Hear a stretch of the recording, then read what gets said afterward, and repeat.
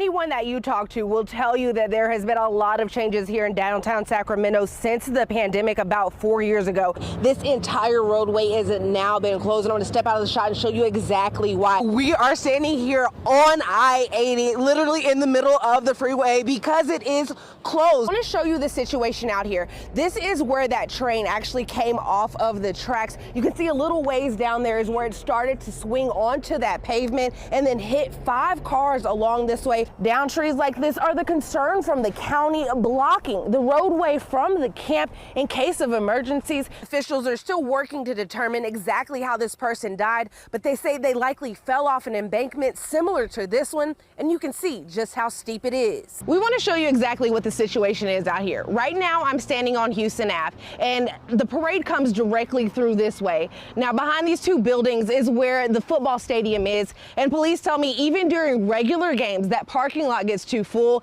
We made our way up through baggage claim and up here now in Terminal B at check-in. This is where people for Southwest are checking in, and things are moving smoothly. We want to show you what the lines are looking like here. They were holding people down at Drum 4 Bay, but now they're turning them around due to those spinouts here on I-80. I want to step out and show you just a little bit of what we're seeing on this empty highway. Mark keeps mentioning that wind. We're going to show you those trees up there. Make sure you know how to put those chains on. Now, there are people along 80 that are installing those chains if you want to pay a small fee. Now, the other good reminder in that, something that we've seen out here, people are losing their chains here on I-80. So be aware, stay alert. Right now, we're on I-80 right at the Nyack point. I want to turn around the camera and show you exactly what we're seeing here.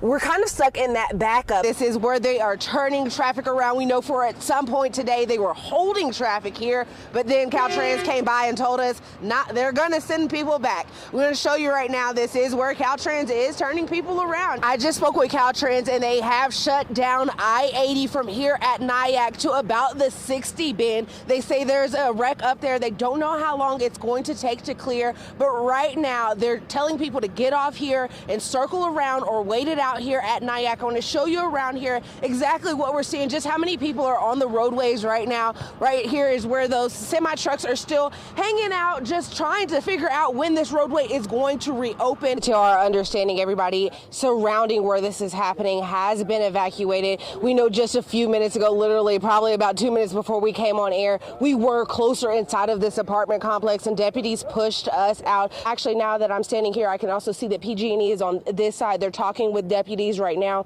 I'm not exactly sure what that conversation is at this moment. We know that this is happening further back in this apartment complex, again, kind of closer to where that shopping center meets the back of these apartments. We do know at this time, none of those deputies involved in this have been injured. We know that this is very active. It is ongoing. As you mentioned, we've been out here for about 6 hours. We know that we've heard over the speakers them trying to negotiate with that suspect. We heard them at one point saying, just come out with your hands up, call 911. He's no longer responding to our text messages.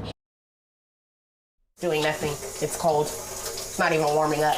Tiffany Pitts has lived in Waverly Flats apartments for 8 years. I have a list of things in this lease that I'm supposed to do, and I'm holding up my part of the bargain.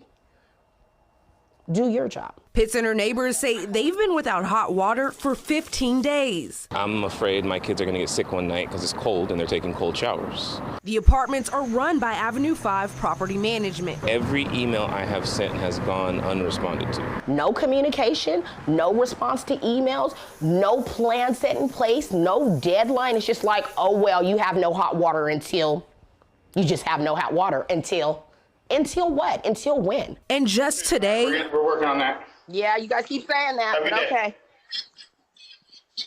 Yeah, no, I'm new here, so I don't know. They just asked me to do this, so all right. Sorry about that. We're working on it. Thank you. We reached out to the city's code compliance office to try and get some answers, and they responded, quote, the city is currently in contact with the property management and its tenants. At this time, the units are deemed habitable as they have running water, electricity, and heat. The city is monitoring the progress and will take action if necessary. When I asked for further clarification, they said a lack of hot and cold water can be a violation of California law if it endangers the life and safety of an occupant. There's no entity that is holding these landlords and these corporations' feet to the fire. There's nobody that's saying, hey, if you don't do this, this is what's going to happen.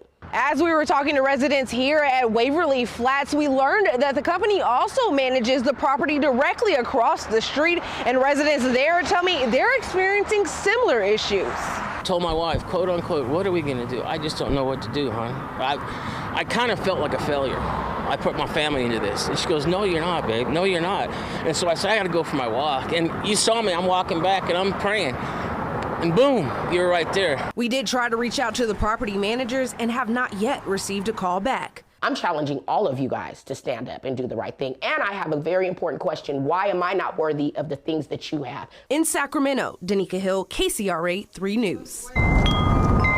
According to those that live there, nearly 45 people call Bannon Island home. They told us out of sight, out of mind. This is out of sight, out of mind. To me, it is. Now Sacramento County is asking those people to pack up and leave.